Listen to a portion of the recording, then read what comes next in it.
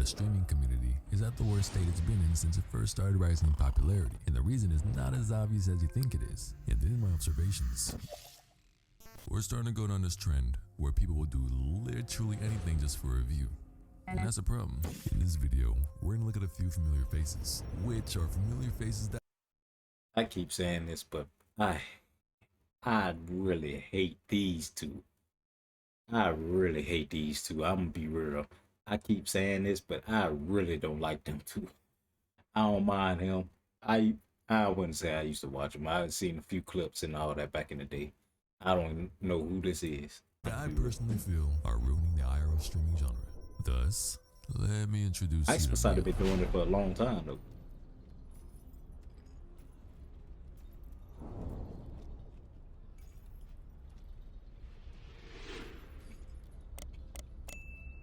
Who has not only grown off exposure from Aiden Ross, but through his desperation for attention. See, Neon is what anyone would label as a controversial streamer, whether if it was from faking his death, treating women horribly, Friend, who the is this, Neon? to staging himself getting jumped, to selling his soul. Fuck me, bro. I'm stuck in LA with this demonic shit. I already sold my soul. It's done, and it's your But ultimately, he utilizes a formula that seems to be what's growing the average kick streamer. But for those who lived under a rock for the last 10 years, we'll call it the clout chasing formula. Thus, Neon is what I would call a professional clout chaser. Being Yes. a person whose intent is to become Yes. famous through foolish, degrading, or dangerous means. Clips of his interactions with women were him often putting on a facade in which he is direct, bold, and confident. The unfortunate part is that the audience fell in love with his personality that Neon presented. But unsurprisingly, not everyone thought this was fake, including this woman. You look f***ing crazy. I don't want to talk to you. I look crazy. Have you seen yourself? What the Which brings me to the next point, that while he dehumanizes women, it's fairly odd that he's dating a woman with the background of the women that he degrades, thus bringing his girlfriend Sam into the equation.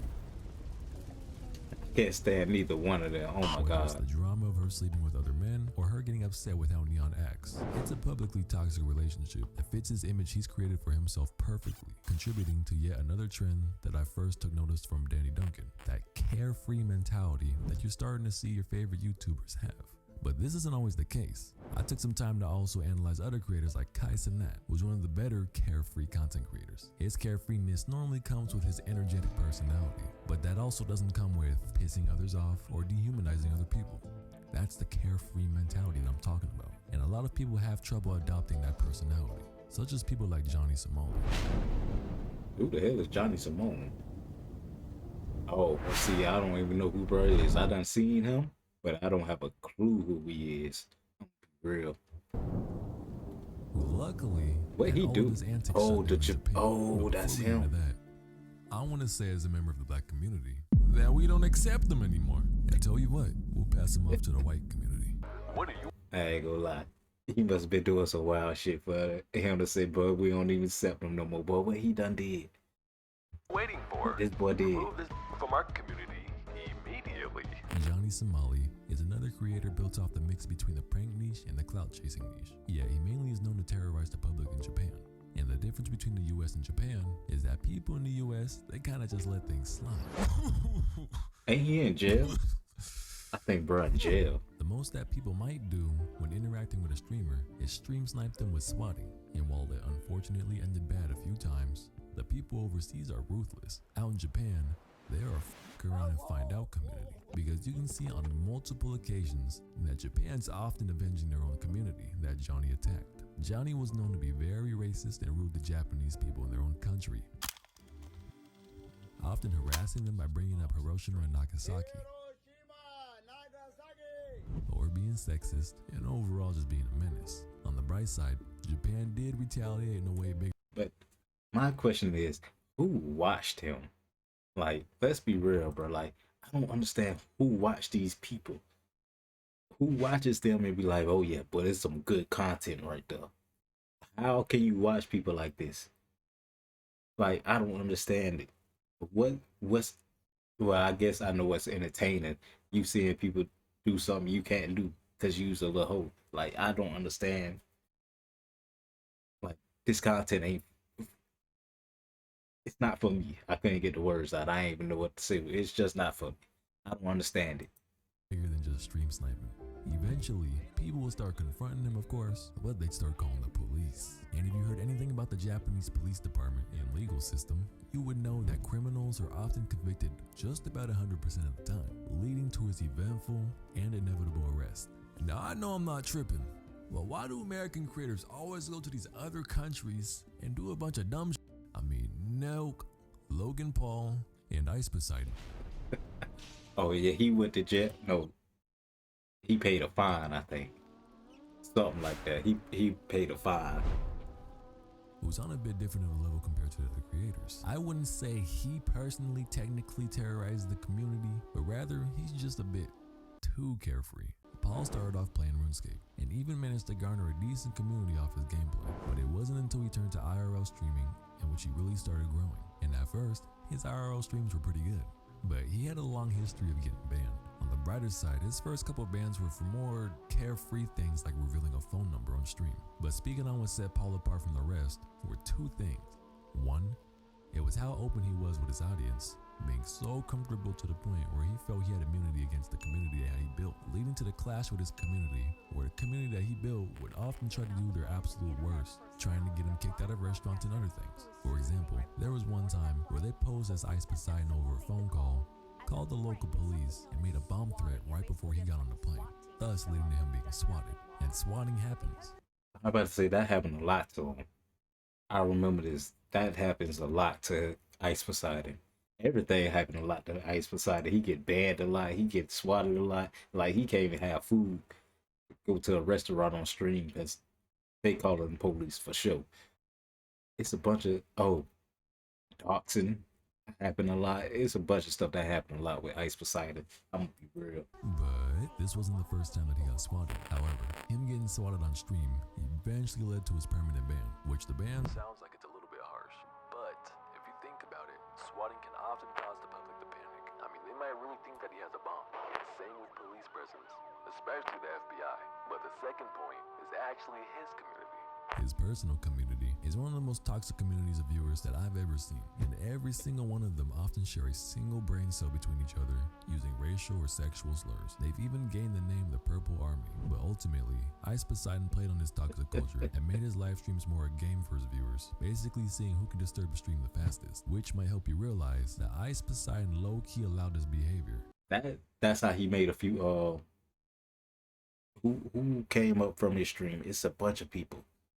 Oh, the dude from Nickelodeon back in the day. Andy Milonakis, he came up from his stream. He was in his stream for a long time. I remember that. It was another dude. I don't even, was it? No, it's not Greek God X. No. It's somebody. Oh, Mexican Andy or something like that. Some name he had. I don't remember, but yeah, he had like 3-4 people that came up and was just as bad as him. I'm gonna be real. By playing along with the edgy humor, interactions, text-to-speech donations, and again, being stream sniped. And to make matters worse, all this toxicity eventually built up inside of him, and Ice Poseidon did what no one thought he would do. He scammed his own fans out of $500,000 through a cryptocurrency that he launched. And to top it off, he showed no remorse for literally stealing their money. He even attempted to secretly record his friend about to get busy with an escort. And if you heard of the escort situation, you'll know it didn't go too well. Which, speaking of streamers that incorporate women, He into went their to jail streams, for that or I feel something. like I have to talk about Jack Doherty. He went to jail for that, I think. I can't stand him. I hate him. I really do. Now, the crazy part about Jack, I is that he want rose to fame him a to bit get different touched from bad, everyone else bro. on the list. I guess, yeah, him and I want Jack. I want Leon and him to get touched, bro. And what I mean by touch, I just need somebody to beat his ass. That's all I need. I don't need no extra. I just need somebody to beat their ass. They just gotta run into the right one. I just need somebody to a good 3-4 licks in real quick. Please. That's what I need. I need about 3-4 licks on a piece on them. Like they so aggravating. Leon were both similar when it comes to playing games. So but Jack, aggravating. he was hitting all the trends on the head, doing things like marker and bottle flips, doing public pranks, or playing fork knife. Now, I'm gonna start off by giving him his props because he grew quite a bit and he deserves his fame. He grinded for it, as did everyone else on this list. But I think the problem I see with him began when he got viral exposure at a young age. I mean, going viral can be a curse because getting a taste of that exposure at such a young age can leave you chasing that feeling, thus leading to his prank era in which every thumbnail had an arrow or circle of some sort. See, Jack was killing it, but what he had obviously wasn't enough to him, and now he sadly fell into a more toxic presentation of himself, which you can tell all started when he was featured on the Dr. Phil show, in which his brother called him out for his pranks that he was doing. And from there, Jack did kind of stop the pranks, but it led to his current yet unfortunate image where you can catch streams of him partying with girls, or for better words, taking advantage of their emotions when they're drunk, promoting toxic culture, and overall just doing a bunch of goofy stuff just for content. And no disrespect to creators like Phantom, but if you want me to be honest, you want to know how you made it in toxic culture? That's if you get featured on one of two podcasts, Fresh and Fit and No Jumper. Taking advantage of women when they're drunk is a trend I'm starting to see a little bit more often. He might have. Okay. I was so confused. I'm like, what the hell he brought up Phantom for? What the hell? And it's kind of making me uncomfortable. And they often use women to dehumanize them or just for personal gain. Yeah. But I'll admit, I respect that Jack and the other creators are making money. I just don't respect how they're doing it. And every single one of these creators, well, they're falling off in views. And they've been arrested multiple times. We're witnessing their antics finally come to an end, which this new form of IRL streaming is developing a new... Ice Poseidon been doing this. I ain't gonna lie. You talk about this new Ice Poseidon been doing this for years.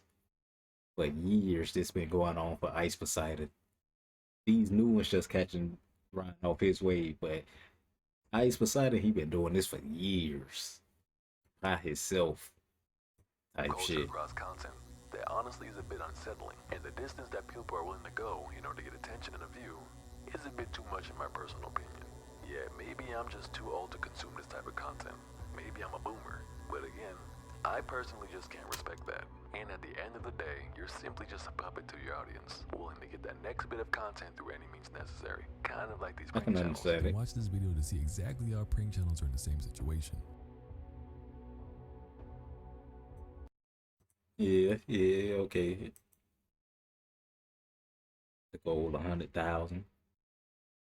See, I need to make a goal like that. I'm gonna be real with you. I need to make a goal like that.